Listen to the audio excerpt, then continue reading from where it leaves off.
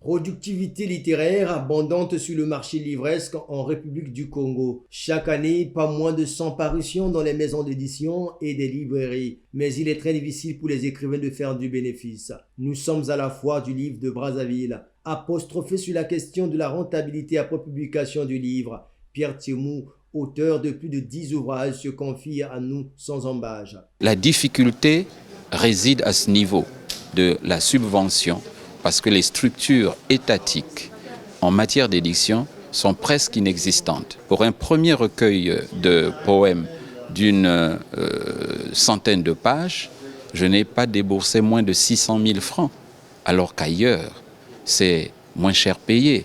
L'Harmattan Congo publie chaque année plus d'une trentaine d'ouvrages d'auteurs congolais, mais la politique d'aide à l'édition ne suit pas. Aujourd'hui, nous avons pas mal de soucis.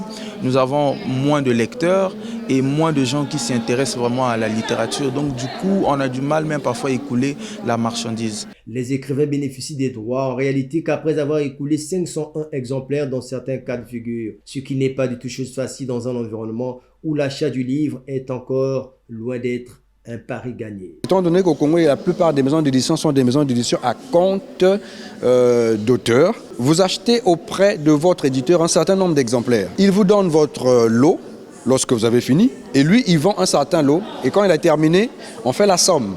Mais il faut reconnaître que nous sommes dans un pays où on lit très peu. La librairie Les Monguiers, comme d'autres, assure tant soit peu l'écoulement des livres, mais 80% de la vente est réversée à l'écrivain et 20% à la librairie. Les auteurs veulent d'abord avoir une visibilité. Le livre peut rester un certain temps sans pour autant bouger, mais après, à un moment donné, il y a un engouement qui se passe. La foire du livre de Brazzaville, initiée par le ministère en charge de l'industrie culturelle, permet ainsi aux écrivains d'échanger sur les questions liées au développement de leur secteur d'activité.